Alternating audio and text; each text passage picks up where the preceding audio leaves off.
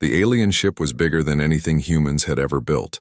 It floated above Earth like a metal mountain, casting a shadow over New York City. People stood in the streets, looking up at the massive vessel with wide eyes. Some took pictures. Others just stared. Inside the United Nations building, Sarah Mitchell straightened her blue dress and checked her hair one last time. As Earth's chief ambassador, she had to look perfect for this moment. The fate of humanity rested on her shoulders. "Are you ready, Ambassador?" asked her assistant, a young man named Paul. Sarah nodded. "As ready as anyone can be to sign away our future." The doors opened, and Sarah walked into the great hall. Hundreds of people filled the room, including leaders from every nation on Earth. At the center of it all stood 3 aliens from the Galactic Concordat. The tallest alien had blue skin and 4 arms. Its eyes, all 6 of them, focused on Sarah as she approached. This was Ambassador Velthax, the leader of the Concordat delegation. "Ambassador Mitchell," Velthax said in perfect English. Its voice sounded like wind chimes.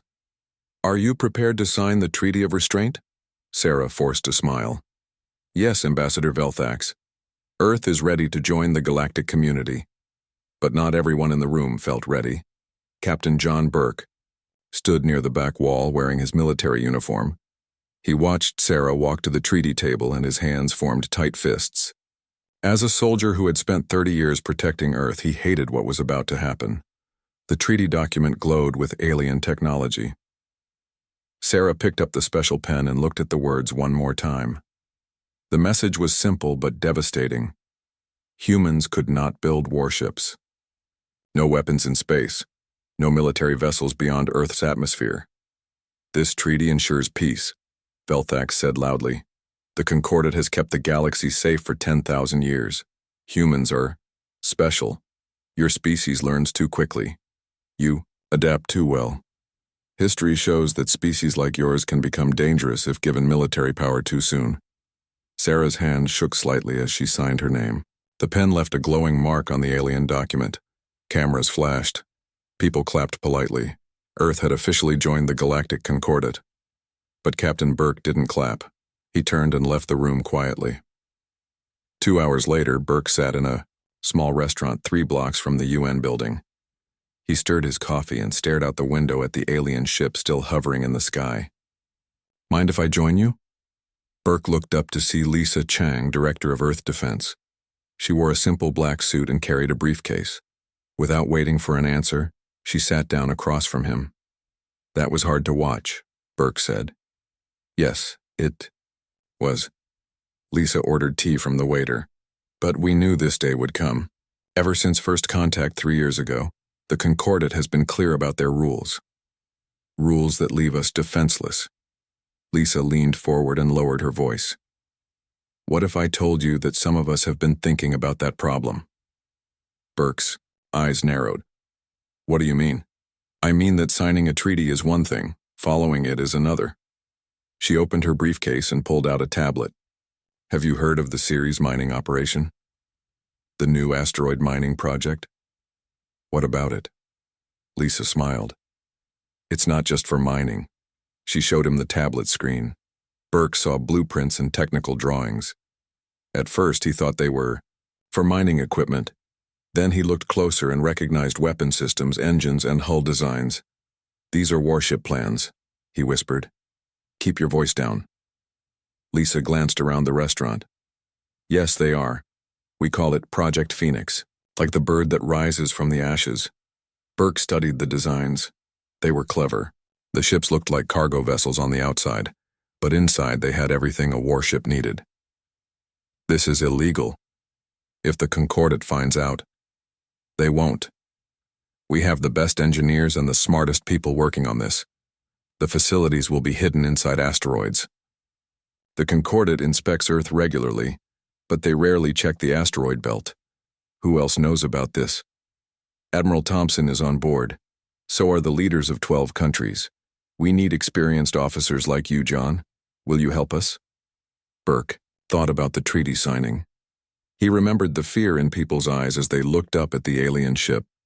Earth needed protection, even if they had to break the rules to get it. "When do we start?" he asked. Lisa smiled. Tomorrow, there's a shuttle leaving for Ceres at dawn. Officially, you'll be inspecting the mining operation. Unofficially, you'll be helping us build humanity's first space warship. That night, Burke stood on his apartment balcony and looked at the stars. The alien ship had finally left, returning to wherever the Concordate came from. The night sky looked peaceful, but Burke knew the truth. Space was dangerous. Pirates attacked human colonies. Alien races fought over resources. And the Concordate, for all their talk of peace, had weapons that could destroy entire planets. Humans needed protection. They needed warships. The next morning, Burke arrived at the spaceport before sunrise. The shuttle to Ceres looked like any other transport ship. Nothing special, nothing suspicious. Perfect for hiding the truth. Admiral Robert Thompson waited by the boarding ramp. His gray hair and wrinkled face showed his 70 years, but his eyes were sharp and alert. "Good to have you with us, Captain," Thompson said, shaking Burke's hand. "Good to be here, Admiral, though I'm still not sure about all this." Thompson nodded. "I know. Breaking the treaty goes against everything we've been taught. But sometimes the right thing and the legal thing aren't the same." They boarded the shuttle with 20 other people. Engineers, scientists, soldiers, all carefully chosen, all sworn to secrecy. As the shuttle lifted off, Burke looked down at Earth getting smaller below them. Somewhere down there, Sarah Mitchell was probably meeting with Concordate representatives, promising that humanity would follow all the rules.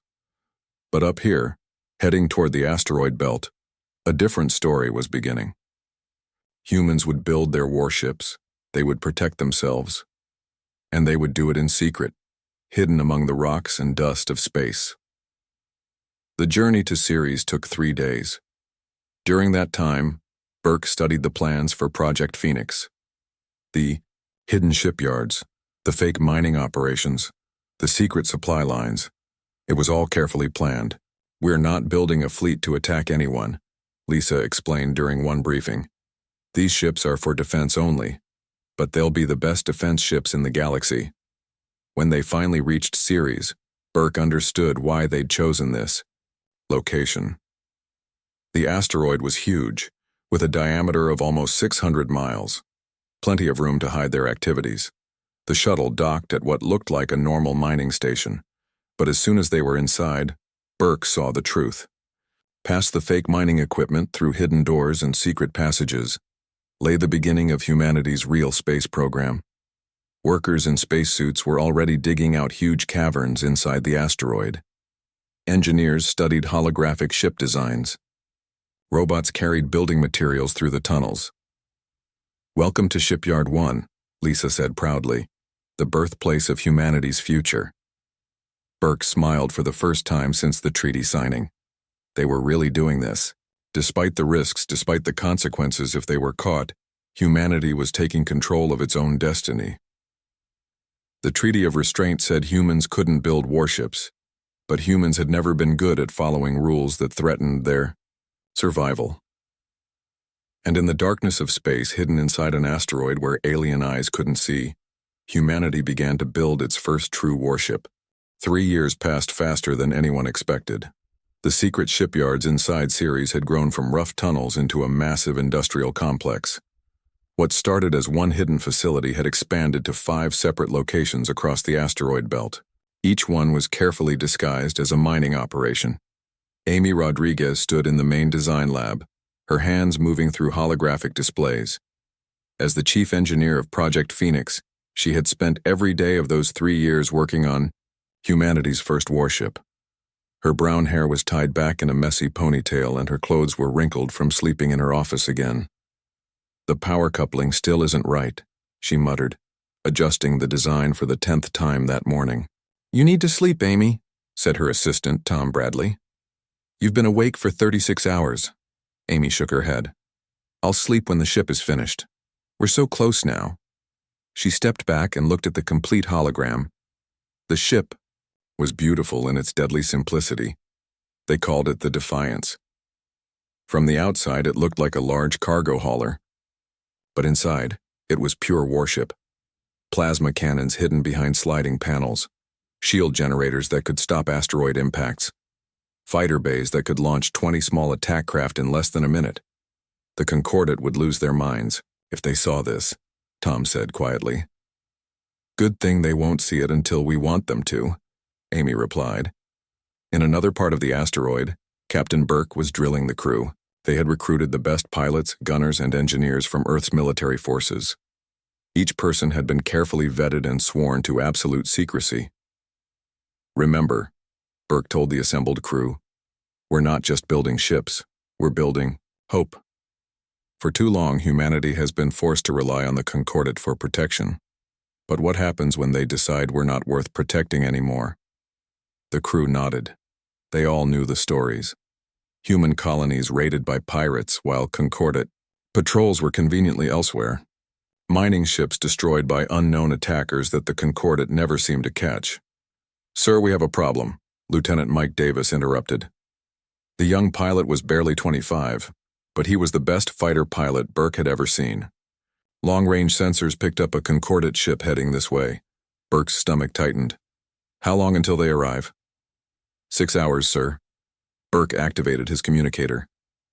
Lisa, we have incoming. Concordat vessel, 6 hours out. Lisa Chang's voice came through clearly. Understood. It's probably just a routine inspection. Everyone knows the drill. The drill was something they had practiced dozens of times. Within minutes, the real work stopped. Holographic projections covered the warship construction areas, making them look like mining tunnels. Workers changed from military uniforms to mining gear. Weapons were hidden. Computer systems switched to fake mining data. 3 hours later, Inspector Velthax arrived at Ceres.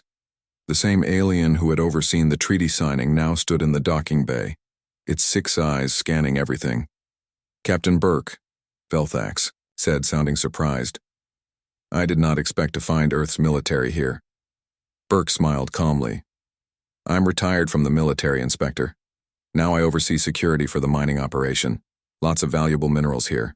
Have to keep the pirates away, of course. Velthax's voice showed no emotion. I am here for a routine inspection. The Concordat likes to ensure that all treaty members are complying with agreements. Naturally, we have nothing to hide. Burke led the alien through the carefully prepared route. They passed through fake mining tunnels where workers chipped at rocks with laser drills. They visited processing plants where machines pretended to extract valuable metals.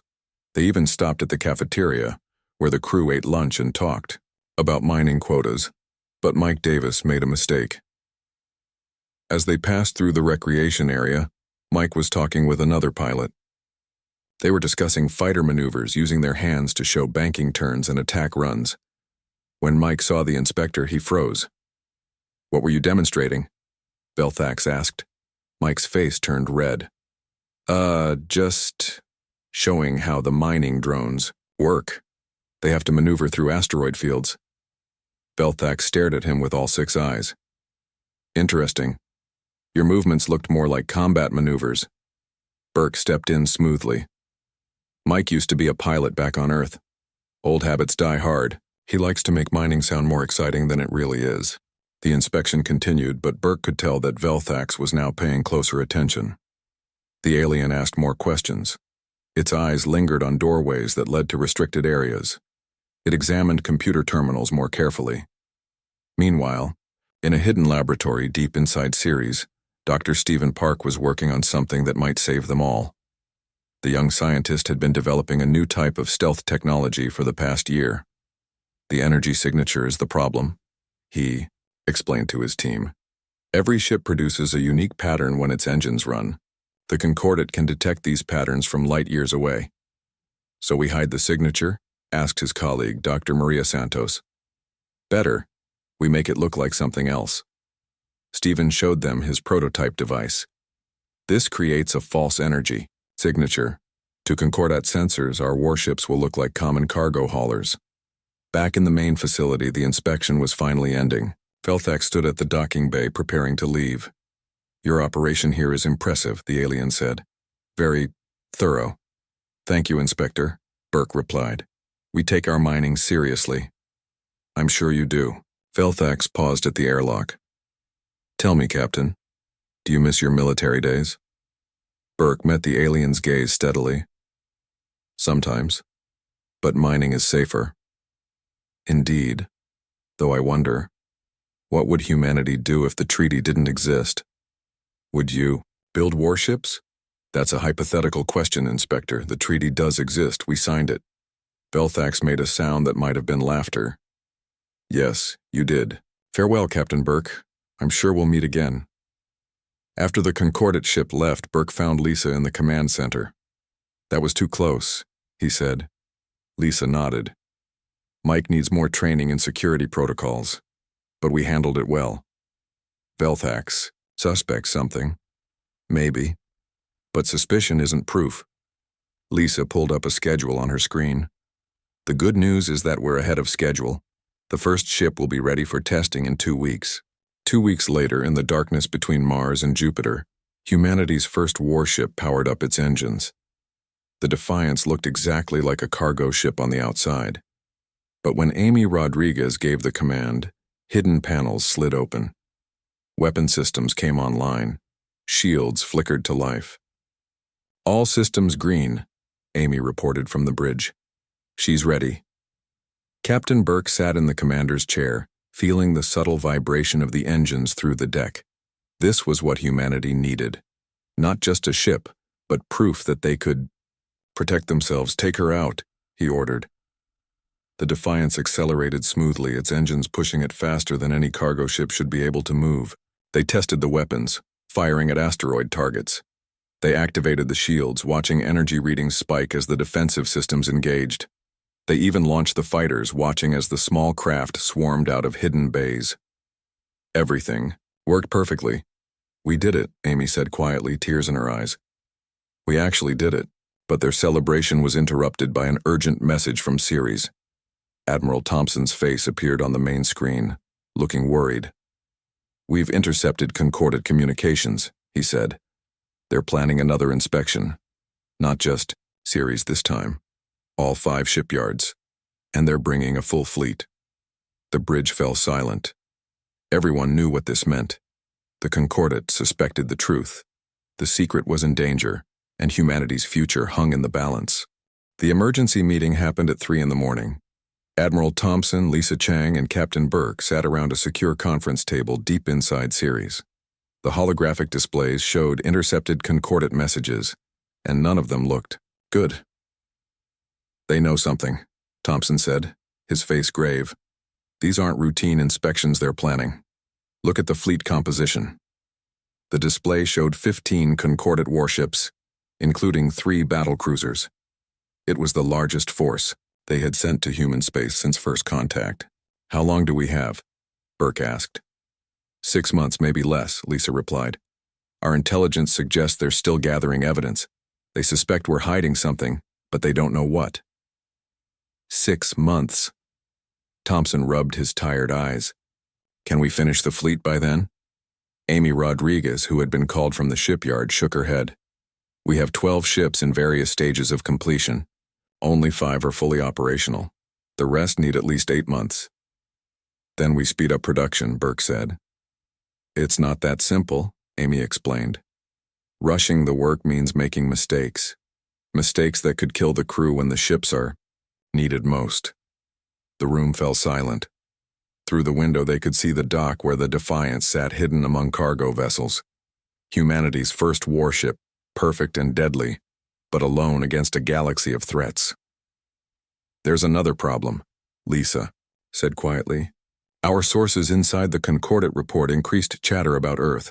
Some species are calling us the dangerous ones and suggesting stronger measures to control us. Stronger measures? Burke's voice was sharp. Occupation, direct oversight. Some even suggest limiting our technology access. The words hung in the air like a threat. Everyone knew what that meant.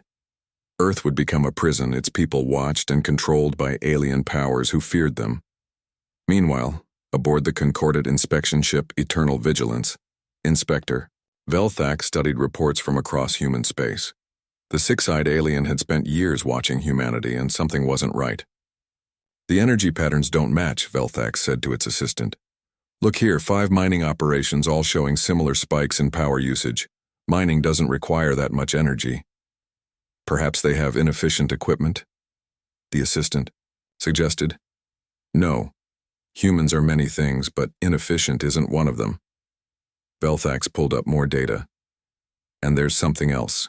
Recruitment patterns. Too many military personnel taking jobs in the asteroid belt.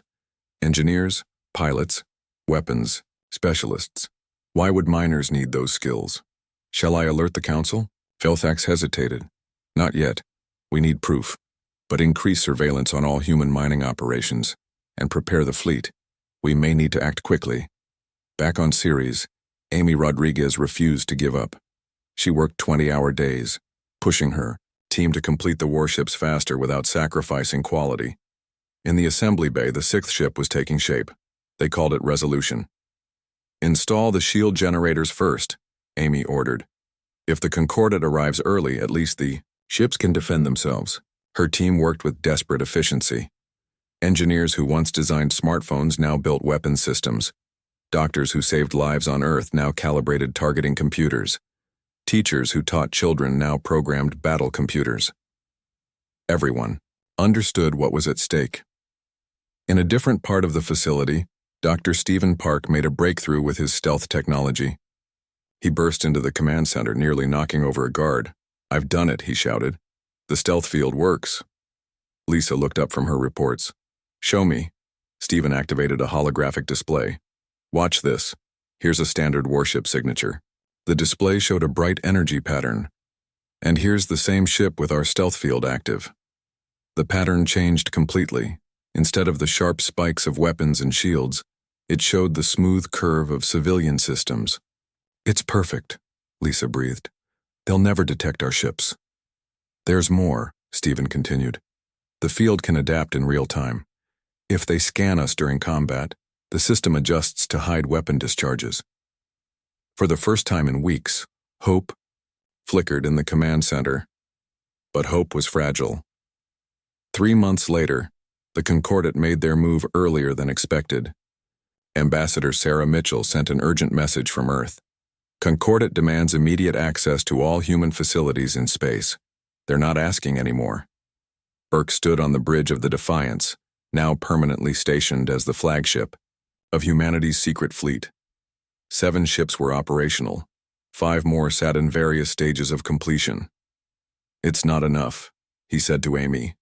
"It has to be," she replied. "We've come too far to surrender now." The first Concordat inspection ship arrived, at Ceres 12 hours later. This time, Velthax brought a full security team. They didn't wait for permission to dock. "Inspector," Lisa greeted them at the airlock, her voice steady despite her racing heart. "This is unexpected." "Ambassador Chang," Velthax replied, using her formal title. "By order of the Galactic Council, we are conducting an immediate and thorough inspection of this facility." "Of course, but may I ask why the urgency?" "You may ask." Velthax's 6 eyes fixed on her, "But I am not required to answer. Stand aside." The inspection team spread through the facility like water through a broken dam. They scanned everything, opened every door, questioned every worker. The carefully crafted illusions held for the first hour, then the second. But in the 3rd hour, a young Concordat technician found something. "Inspector," he called. "This wall is false. There's a large space behind it." Velthax approached the wall. It looked like solid rock, but the scanner showed empty space beyond. "Open it," the inspector ordered. The human workers looked at Lisa. She nodded slightly. There was no point in resisting now. The false wall slid aside, revealing Shipyard 3. Inside, the half-completed hull of a warship stood surrounded by construction equipment. Weapons mounts were clearly visible. Shield generators hung ready for installation. Velthax stared at the evidence of humanity's betrayal.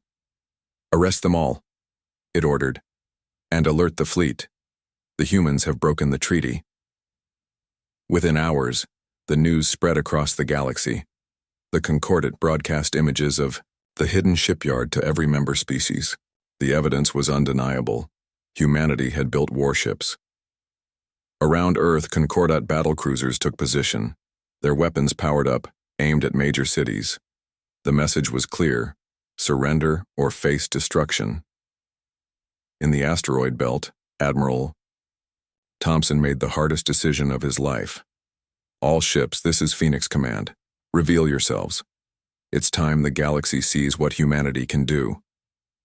One by one, across the asteroid belt, hidden doors opened.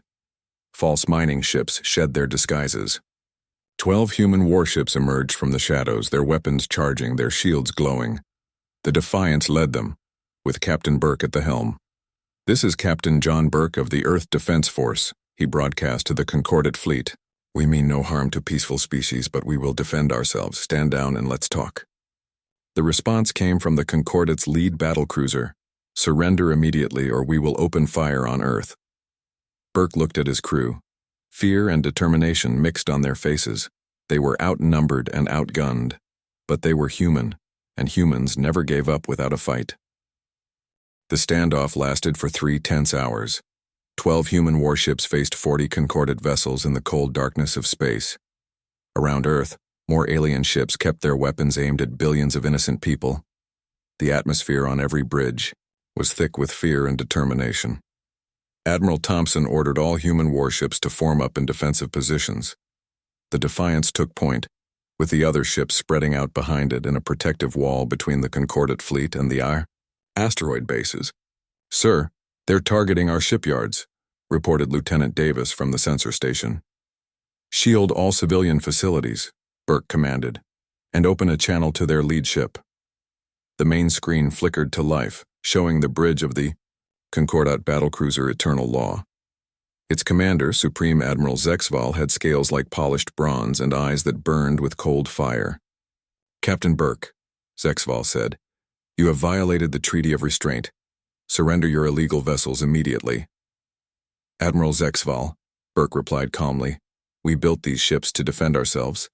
We've seen how the Concordat protects human colonies. Pirates raid our settlements while your patrols are mysteriously absent. Lies and excuses. You will power down your weapons and prepare to be boarded." Before Burke could respond, another voice cut into the communication. It was Lisa Chang broadcasting from the asteroid base. "Admiral Zexval, I am Director Chang of Earth Defense. I request permission to address the Galactic Council directly." Zexval's scales shifted color, showing irritation. "You have no right to address the Council. You are treaty violators." "Then let the Council hear our crimes from our own mouths," Lisa insisted, "unless the Concordat fears what we might say." There was a long pause. Behind Zexval, other aliens conferred in whispers. Finally, the Admiral nodded stiffly. "Very well.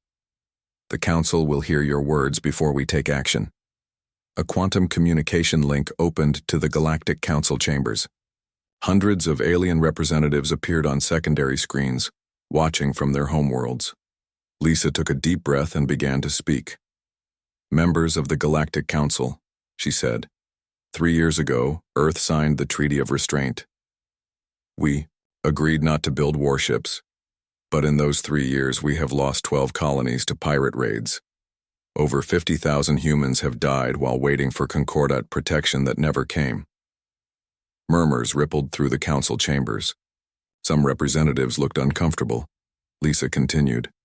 "We asked for help. We begged for protection. Each time we were told that Concordat resources were stretched thin, that your fleets had other priorities, that we should be patient." She activated a holographic display showing star maps. Red dots marked attacked colonies. Blue dots showed Concordat patrol routes. "Notice how the patrols always seem to be elsewhere when humans are attacked? Notice how pirates always know exactly when to strike?" "These are serious accusations," said a council member, a crystalline being from the Altair system. "Do you have proof?" "We have pattern analysis. We have timing data. We have the testimony of survivors who report that pirates knew exactly when they would be undefended." Admiral Zexval interrupted angrily. "This is irrelevant. They broke the treaty." But something unexpected happened. A small Concordat ship broke formation and moved between the two fleets.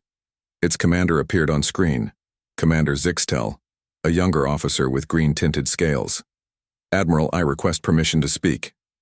Zexval looked furious. "Return to formation immediately." "No, sir, the Council needs to hear this." Zixtel turned to face the Council. "I have served on the border patrols. What the humans say is true. We have been ordered to prioritize other sectors over human colonies." Shockwaves went through both fleets. Other Concordat officers began speaking up on private channels. The perfect unity of the Concordat was cracking. "Who gave these orders?" demanded the Crystalline Council member. Zixtel hesitated, then spoke clearly.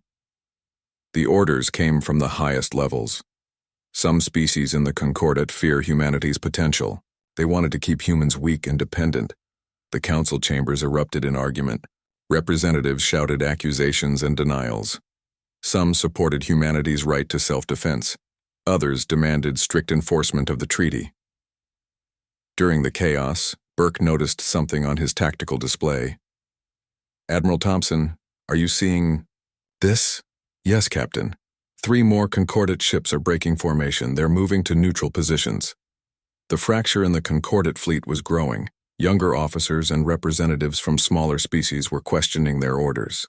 The mighty alliance that had ruled the galaxy for millennia was dividing. Then, an alert sounded on every human ship. "Incoming vessels," Davis reported. "Unknown configuration, approaching at high speed." The new ships dropped out of faster-than-light travel at the edge of the system. They were sleek, dangerous-looking craft that nobody recognized. Their energy signatures didn't match any known species. "This is Captain Tarvek of the Free Worlds Alliance," a new voice announced. "We have been monitoring this situation. We stand with humanity's right to self-defense." Admiral Zexval's scales turned dark with rage. "The Free Worlds have no authority here." "We have as much authority as any species that values freedom over control," Tarvek replied. "For too long, the Concordat has decided who can defend themselves and who must remain helpless." 20 more ships emerged from hyperspace. Different designs, different species, but all flying the same flag, a symbol of broken chains on a star. Field Amy Rodriguez watched from the Defiance's engineering deck. "They're not alone," she whispered. "Others have been watching. Others understand." The balance of power was shifting. What started as humanity alone against the Concordat was becoming something larger. A question about the right to self-defense. A challenge to the old order. But before anyone could process this development, alarms screamed across all ships. A massive energy surge appeared on sensors, coming from the outer system. "What is that?" Burke demanded. The answer came in the form of ships unlike anything they had seen. Pirate vessels, dozens of them, armed with weapons that seemed impossible. They dropped out of hyperspace in perfect formation, clearly prepared for battle. "All ships, all species," the pirate leader broadcast. "We thank you for gathering in one place. So much easier to destroy you all at once." The pirates opened fire without warning. Energy beams sliced through space, striking Concordat and human ships alike. Shields flared and sparked. Hull plates melted under the assault. In that moment, everything changed. The standoff between humanity and the Concordat became meaningless. The real enemy had revealed itself. "All human ships," Burke commanded. "Defensive formation. Protect the civilian vessels." The 12 human warships moved as one, their training taking over. They formed a shield wall, absorbing hits meant for unarmed transports and mining ships. Admiral Zexval watched in amazement. As the inferior human vessels performed maneuvers his own fleet struggled to match. Their weapons, supposedly crude and primitive, carved through pirate shields with surgical precision. "Admiral," his tactical officer reported, "the human ships, they're more effective than our models predicted." On the Defiance, Burke made a choice that would echo through history. "This is Captain Burke to all ships, human, Concordat, and Free Worlds. We face a common enemy. Stand together or fall separately." For a heartbeat, the galaxy held its breath. Then Commander Zixtel responded, "First, Concordat ship Freedom's Light stands with you, Captain." One by one, other ships joined. The fractured fleets began to merge, working together against the pirate assault. Old enemies became allies in the face of a greater threat. And in that moment, humanity found its true place among the stars. The battle raged for 6 hours. Pirate ships swarmed through space like angry wasps, their weapons tearing through shields and armor. But something remarkable was happening. Humans, concordate forces, and free world ships fought side by side, learning to work together in the heat of combat. Captain Burke stood on the bridge of the Defiance, coordinating the defense.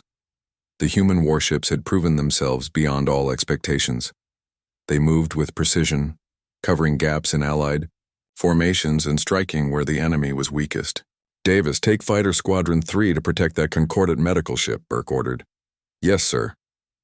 The young pilot's voice crackled over the comm as human fighters screamed past the viewport, their engines blazing blue fire. Amy Rodriguez worked frantically in engineering, pushing the ship's systems to their limits. The weapons she had designed were performing better than even she had hoped. The plasma cannons punched through pirate shields like paper, while the adaptive armor absorbed hits that would have destroyed other vessels. On the Concordate flagship, Admiral Zexaval watched the human ships with growing respect. "Their tactics are innovative," he admitted to his second-in-command. "Sir, the human vessel Resolution is moving to shield us. Our port shields are failing." Zexaval watched as the smaller human ship placed itself between his battlecruiser and incoming fire. The Resolution's shields flared brilliant blue as they absorbed massive damage, meant for the Concordate vessel. "Signal our thanks," Zexaval said quietly, "and have our gunners provide covering fire." The tide of battle began to turn. The pirates had expected easy prey, a divided fleet caught in political conflict. Instead, they faced united forces learning to combine their strengths. Human innovation merged with concordate firepower and free world's agility. Commander Zixtel's ship fought alongside the humans, his crew quickly adapting to human battle tactics. "Captain Burke," he called over the UI, "Come, my sensors show the pirate command ship holding back. If we can break through their line—" "I see it," Burke replied. "Amy, can our new shield configuration handle a concentrated assault?" From engineering, Amy's voice was confident. "For about 3 minutes. Make them count." Burke opened a channel to all Allied ships. "This is Defiance. We're punching through to their command ship. Who's with us?" The response was immediate. 12 ships from 3 different fleets formed up behind the Defiance. They drove forward like a spear, human shields protecting the formation while concordate weapons cleared the path. The pirate commander realized the danger too late. As Allied ships broke through his defensive line, he tried to retreat. But the free world's vessels, faster than anything else in space, cut off his escape. "Surrender," Burke demanded. "Your fleet is broken." The pirate response was desperate and savage. The command ship activated a massive weapon, something that bent space itself. Several smaller ships were crushed instantly by gravitational forces. "What is that thing?" someone shouted. Dr. Stephen Park's voice cut through the chaos. "It's a gravity well generator. Everyone get clear." But the Resolution couldn't move fast enough. The human ship was caught in the weapon's grip, its hull groaning under impossible stress. On the bridge, Captain Janet Kim made her choice. "All hands, abandon ship. That's an order." Escape pods launched, but Kim stayed at her post. She aimed her ship directly at the pirate command vessel and pushed the engines past their limits. The Resolution became a missile, its reactor building to critical mass. The explosion lit up space like a new sun. When the light faded, both ships were gone. The pirate fleet, seeing their commander destroyed, scattered and fled. Silence fell over the battlefield. Debris drifted through space. Emergency beacons flashed from escape pods. The Allied fleet had won, but at a cost. "Search and rescue operations, all ships," Burke ordered, his voice heavy with emotion. "We leave no one behind." Hours later, as rescue ships collected survivors and tended to the wounded, the leaders gathered via hologram. Admiral Zexval, Captain Burke, Commander Zixtel, and Captain Taravek of the Free Worlds faced each other and the watching Galactic Council. "We have all seen what happened here today," Lisa Chang addressed the council from Earth. "When we stood together, we prevailed. When we trusted each other, we survived." The Crystalline Council member spoke first. The evidence is clear. The pirate threat was real. The Concordate's protection was insufficient. Admiral Zexval's scales shifted uncomfortably. Perhaps we have been too rigid in our interpretation of the treaty. The galaxy is changing, added Captain Tarvek. New threats require new solutions, and today humanity proved they can be trusted with the responsibility of self-defense. The Council debated for hours while repair crews worked on damaged ships. Finally, they reached a decision. Ambassador Mitchell, the Council leader announced, Earth's violation of the Treaty of Restraint is understood given the circumstances. We propose a new agreement. Sarah Mitchell, who had been watching from Earth, leaned forward. We're listening. Humanity will be permitted to maintain a defensive fleet, limited in size but sufficient for self-defense. In return, Earth commits to joining the Concordate as a full member, with all rights and responsibilities, including the responsibility to help protect others? Sarah asked. Yes. Your ships have proven themselves capable. Sarah looked at the faces of the human fleet commanders. She saw their nods, their acceptance of this new role. Earth accepts these terms. 3 months later, the newly commissioned Earth Defense Fleet held its first official ceremony. The ships that had been built in secret now bore official registry numbers. The Defiance was renamed the Guardian, symbolizing humanity's new role in the galaxy. Captain Burke stood on the observation deck of Starbase 1, the new joint facility where humans trained alongside Concordate and Free World's crews. Amy Rodriguez stood beside him, now wearing the insignia of Fleet Chief Engineer. We did it, she said quietly. We're not hiding anymore. Burke nodded. We're not conquerors either. We're protectors. Below them, in the dock, new ships were being built. Not in secret this time, but openly, with alien and human engineers working side by side. The designs combined human innovation with alien technology, creating vessels more capable than either species could build alone. Commander Zixtel approached them, now serving as liaison between Earth and the Concordate. Captain, we've received reports of pirate activity near the Vega colonies. The Council requests Earth's assistance. Burke smiled. Tell them we're on our way. As the Guardian and its escort ships departed on their first official mission, children on Earth looked up at the stars with new hope. Humanity had earned its place among the galactic powers, not through conquest or aggression, but by standing firm for their right to protect themselves and others. The treaty had forbidden humanity from building warships. But in breaking that treaty, humans had shown the galaxy something more important than obedience. They had shown courage, innovation, and the willingness to stand with others against common threats. And in doing so, they had changed the galaxy forever.